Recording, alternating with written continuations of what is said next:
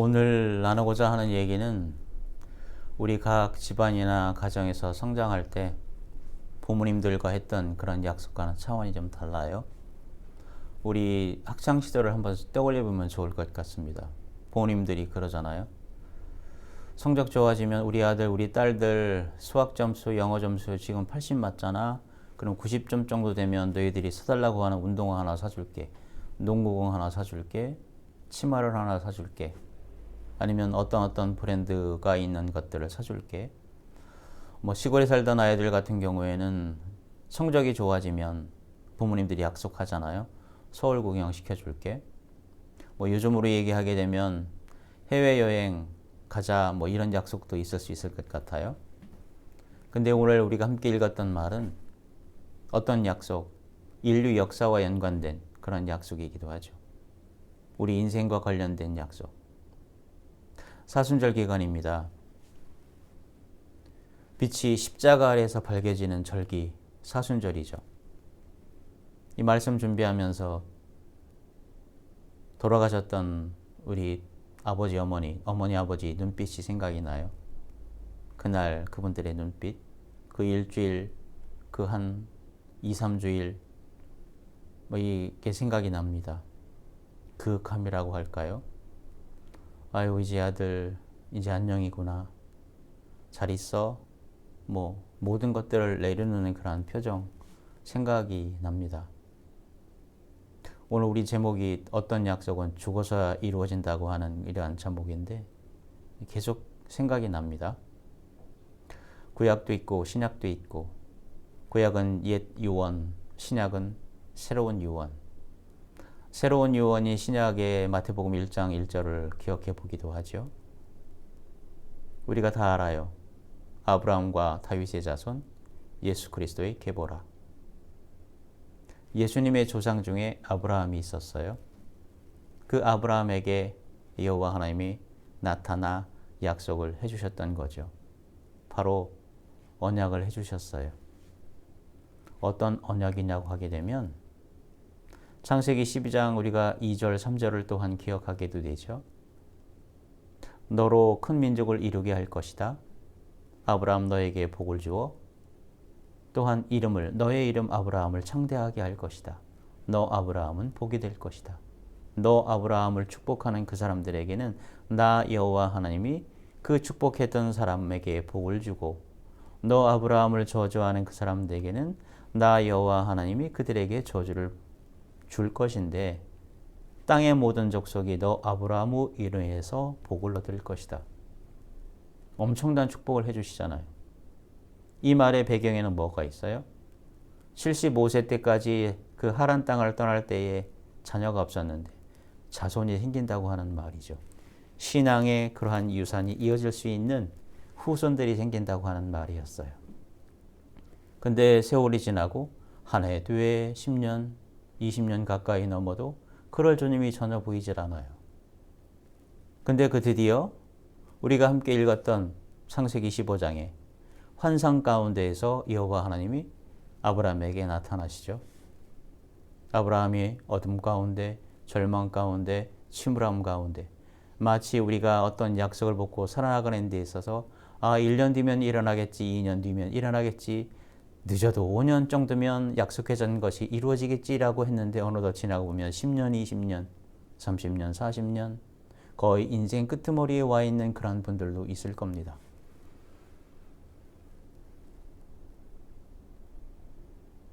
아브라함은 여호와 하나님께 제가 자식이 없는데 제가 생각하기에 지금까지 그 언약을 믿고 살고 있긴 한데 나름대로 제 생각 가운데에서는 나의 상속자는 다메섹 사람 엘리에셀에게 나의 상속권을 모든 것을 주어야 되겠다고 했는데 과연 그렇게 될 거냐고 물었을 때 여호와 하나님께서 말씀해 주시죠. 너의 상속자는 그가 아니라 너의 몸에서 날 자가 바로 너의 상속자가 될 것이다. 그러면서 아브라함을 어디로 끌고 가요? 바깥으로 끌고 나가요. 그리고 어둠 가운데 있었던 밤하늘을 보여주시죠. 뭐가 보이느냐? 네, 맞습니다. 밤하늘에 수많은 뭇별들을 보게 하죠. 아브라함아, 저와 같이 될 것이다. 너의 자손이, 후손이 내가 약속했듯이 저렇게 될 것이다. 창세기 15장 6절에 기록되어 있죠. 이거를 보고 난 다음에 고백이에요. 아브라함이 여호와를 믿으니 여호와께서 이것을 그의 의로움으로 여기셨다. 참 놀라운 것이 여기서 나와요. 의롭게 여기셨다. 이렇게 의롭게 여기셨다고 하는 말에 대한 배경을 우리는 창세기 18장에서 14장에서 찾아야 돼요. 18절에 보게 되면 살렘왕 멜기세덱이 나오죠. 이러한 멜기세덱 이후에 의롭다고 하는 선언이 오게 되는 이 구절을 우리는 이해해야 됩니다. 우리의 삶이라고 하는 것은 의로운 삶을 살아가는 것이다라고 하는 것. 조금 뒤에 말씀드리겠지만 사도 바울을 통해서 우리가 알고 있는 이신칭이라고 하는 부분, 믿음으로 말미암아 의로워지는 우리의 삶. 6가지 구절을 갖고 있어요. 멜기세덱을 만났습니다. 아브라함이. 멜기세덱으로부터 축복을 받게 되죠. 언약적인 축복의 공식적인 선언이에요. 첫 번째 공식 선언. 이거에 대해서 율법 이전임에도 불구하고 아브라함은 멜기세덱에게 11조를 바치죠. 하늘의 질서에 대한 인식에 대한 감사예요. 그러면서 바로 우리가 함께 읽었던 창세기 15장에 나옵니다. 환상, 말씀 환상이 나오죠. 거기에서 가장 중요한 건 믿음이라고 하는 말. 우리가 아멘이라고 하는 말을 쓰는데 이 믿음이라고 하는 말이 바로 아멘임을 기억하는 우리가 되길 원합니다. 이 아멘을 할 때, 믿을 때에, 아멘 할 때에 바로 이것이 의로워진다고 하는 것. 이 순서를 기억하는 일이죠. 멜기세덱을 만나고 또한 언약적 축복의 첫 공식 선언을 듣고 11절을 드리고 그리고 드디어 말씀 환상을 통해서 다시금 언약에 대한 약속에 대한 부분을 확증을 받죠. 이것을 믿었어요. 그 다음에 의로워진다고 하는 부분은 선언을 받았던 이 부분, 이 구절을 기억하면서 남은 우리의 일생을 살아나가는 저와 여러분이 되길 주님의 이름으로 축원을 드립니다. 너무 놀랍게 환상 가운데서 창세기 15장 1절에는 말하고 있죠. 나는 너의 방패다. 너의 지극히 큰 상급이다. 로또가 아니다. 복권이 당첨된 것이 아니다. 어떤 좋은 자리로 간 것이 아니다. 내가 바로 너희들 삶에 있어서 방패가 된다고 하는 것. 아브라함아, 이거를 기억해라. 성도들아, 이것을 기억해라. 우리에게 도전을 주고 희망을 주는 그러한 말씀이죠. 자식이 없다고 하는 말. 가장 갖고 싶었었던 고대 중동 가운데서 근동 가운데서 자식이 없다고 하는 것은 저 사람은 무엇이 잘못했길래 자식이 없을까? 가장 중요한 것, 내가 너로 하여금 자식을 주겠다. 이것을 믿었어요. 이것을 다시 한번 기억하면서 실망 가운데 있는 분들, 절망 가운데 있는 분들, 이 모든 것 살아나가 있을 때 기쁨이 없고 슬픔만 있는 것 같아. 나를 알아주는 사람이 없는 것 같아. 나의 자녀도, 나의 아내도, 나의 남편도, 나의 부모님도 나에게 힘을 주지 않고 칭찬도 두지 않았어 라고 하는 그런 어둠 가운데 있다면 환상 가운데에서 아브라함을 찾아갔던 이 하나님을 새롭게 만나 하늘을 바라보고 땅을 바라보고 다시 한번 앞으로 전진해 나가는 저와 여러분이 되길 주님의 이름으로 축복을 드립니다. 찬송가 중에 있는 게 있어요. 믿음이 이기네. 믿음이 이기네. 참 쉬운 말인 것 같은 데서 어려운 말, 이 믿음이죠. 10년이 지나고 20년이 지나고 30년이 지나고 평생 왔는데 믿음 갖고 왔는데 왜 나에게는 길이 보이지 않을까? 그래서 오늘의 말씀 제목이 뭐예요? 어떤 약속은 죽어서야 이루어진다. 이 참 놀라운 이 제목 갖고 다시 한번 우리의 믿음을 점검해보는 그런 도전의 시간이 되길 주님의 이름으로 부탁을 드립니다. 그래서 살다 보면 건강도 잃게 되고 어느덧 자식도 뿔뿔이 분가해서 나가게 되고 돈도 없어지고 썰렁하게 혼자 덩그러니 남은 자신을 발견하게 되는 분들도 있을 거예요. 더욱이 노후 설계, 인생 설계 없이 하루를 어떻게 보낼까 멍하니 텔레비전 리모컨만 만지작거리는 그러한 비참한 가운데 있는 분들도 있을지 모르지요. 그래서 시편 13편을 읽어보게 되면 시편 기자의 그러한 토로가 고백이 자기의 고백이 되는 그러한 분들도 있을지 몰라요. 주님, 어느 때까지 저를 이렇게 놓으실 건가요? 비참한 가운데 있을 겁니까? 주님을 믿고 이렇게 살아왔는데 말씀과 기도로 거룩해 주려고 이렇게 왔는데 왜 저의 처지는 이렇죠? 라고 푸념과 체념하는 삶 가운데서 삶이 더욱더 쪼그라드는 그러한 생활 반복 가운데 있는 분들도 있을 거예요. 그런데 놀라운 것은 시편 13편을 보게 되면 어느 때까지가 4회 등장하는데 참으로 묘한 것은 시편 13편 5절에 상황이 달라진 것 없음에도 불구하고 놀라운 전환이 일어나고 하는 것을 우리는 또한 보게 되지요. 시편 13편 5절에는 나는 오직 주의 사랑을 의지하여 싸우니, 의지할 것은 주님의 사랑밖에 없었다고 하는 것, 이것을 다시금 의지하오니 나의 마음은 주의 구원을 기뻐하리이다. 인생 전환, 장면 전환, 역동성을 회복하는 은총을 고백하고 있고 찬양하고 있는 시편 기자의 이 시편의 고백이 이 시대의 AI 시대의 전쟁의 시대에 칼과 기근과 전쟁이라고 하는 그러한 어려운 시대에 다시 한번 힘을 얻어 나가길 주님의 이름으로 축복을 드립니다. 근데 또한 살다 보면 용서 안 되는 일이 있잖아요. 원망을 품고 살고 있지는 않습니까? 근데 우리 각자에게는 죽음이라고 하는 것이 먼 얘기 같기도 한데 주변을 보게 되면 아는 사람들이 한 분, 두 분 소천해 간다고 하는 소식도 듣게 되고 가장 가까웠던 친구들 아니면 자녀들이 자신보다도 너무 앞서서 다른 사건과 사고로 가는 것들을 우리는 또한 보게 되죠. 아, 우리도 언젠가는 이 땅을 떠나게 되는구나. 그렇다고 하게 되면 어떤 모습으로 나는 이 삶을 마무리하게 될 것인가 라고 생각하기도 됩니다. 인생 속 원수는 여전히 있는 것 같고 고통은 여전히 남아있는 것 같은데 그 인자하심, 그 하나님의 긍휼하심, 그 가운데에서 참으로 결국은 믿을 거는 하나님밖에 없겠다라고 고백했던 이 시편 기자 13편 5절의 말, 이걸 다시 한번 부여잡고 앞으로 나아가는 저와 여러분이 되기를 원합니다. 변하는 세상 가운데 변하지 않는 것은 하나님의 사랑인 줄 믿습니다. 그래서 사도 바울은 이 아브라함의 얘기를 우리로 하여금 다시 한번 바라보게 그렇게 만들죠.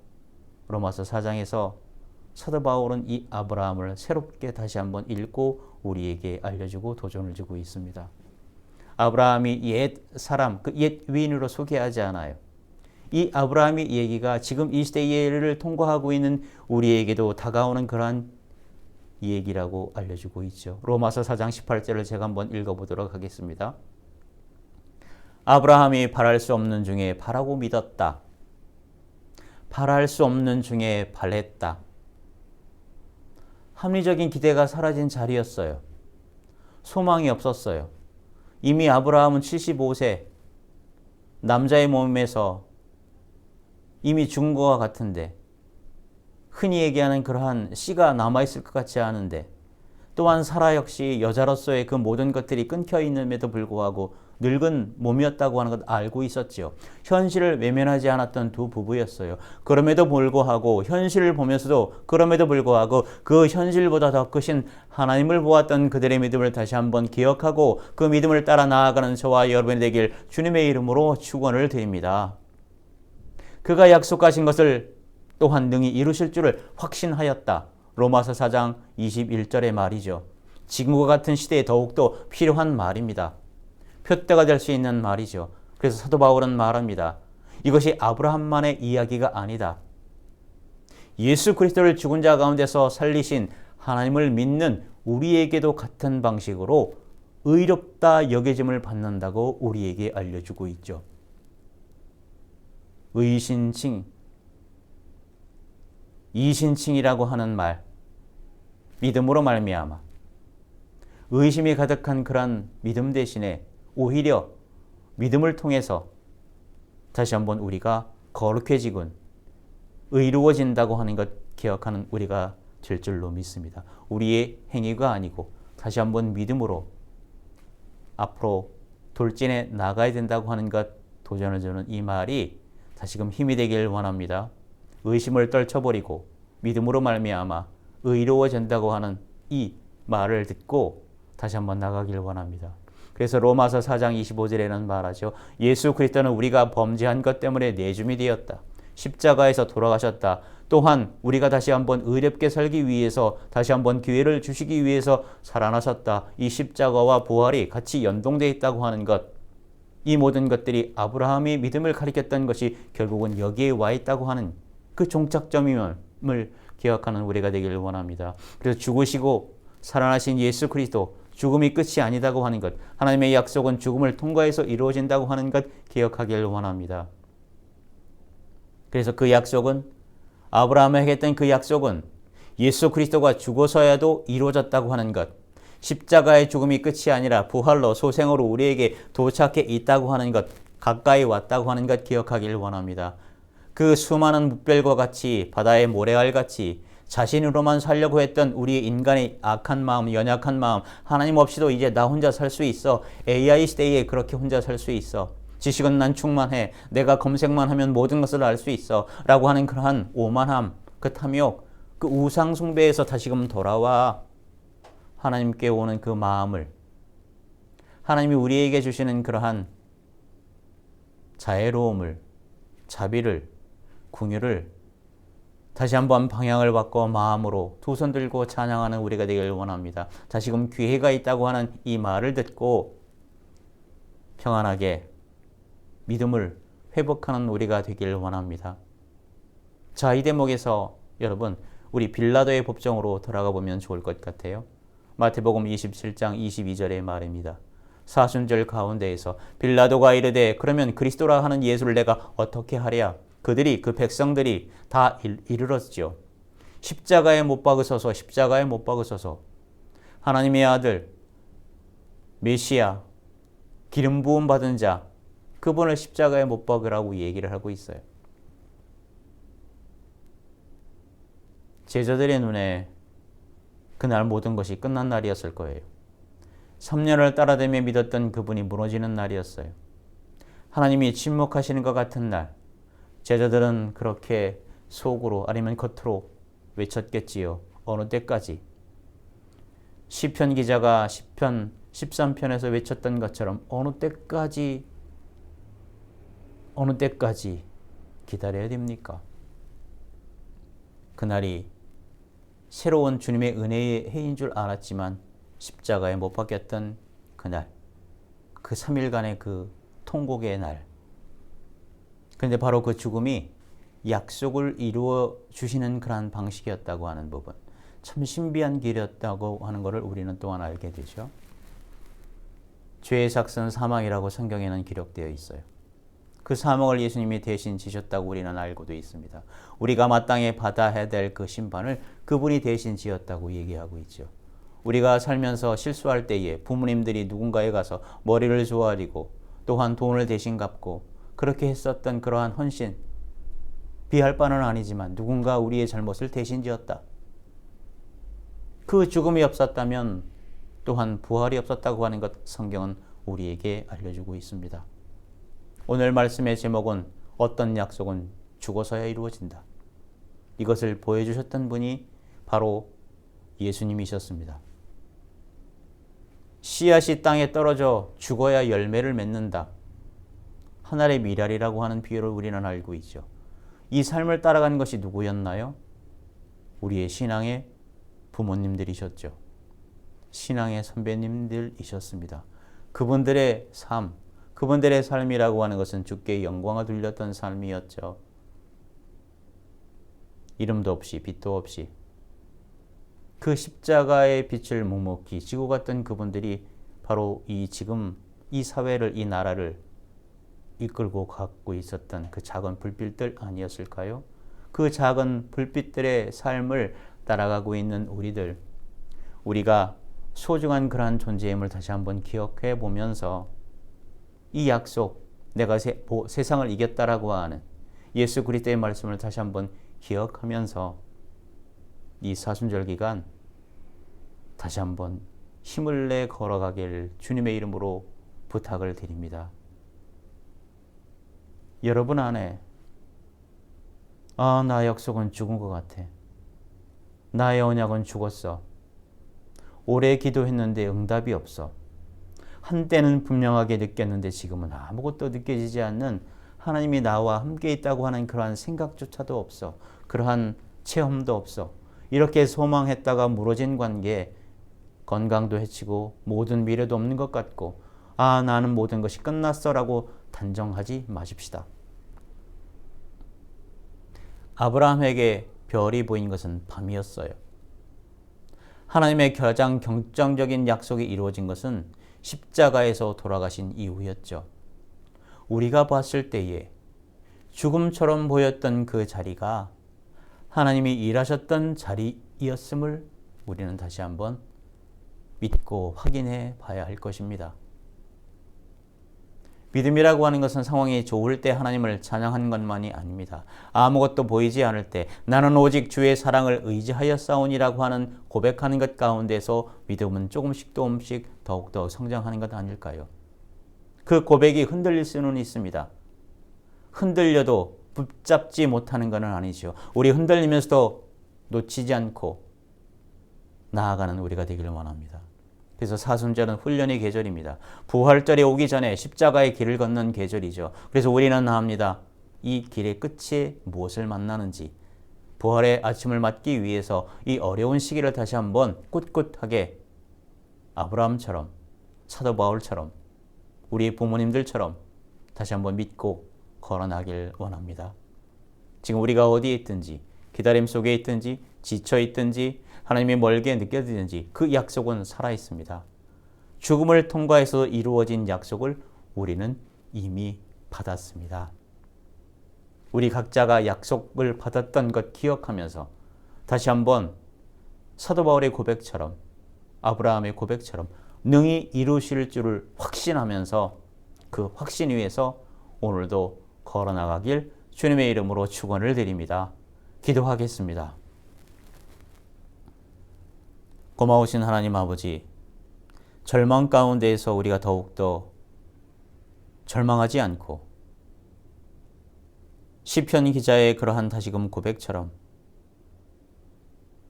우리를 나아가게 하고 이끌어주시는 그 하나님의 놀라운 은총이 있다고 하는 것 기억하고 다시 한번 문을 열고 바깥으로 나가 떠오르는 태양 또한 봄의 그러한 따뜻함을 느낄 수 있도록 표대를 향해서 일어나 빛을 향해서 나아가는 우리가 되도록 만들어 주시옵소서.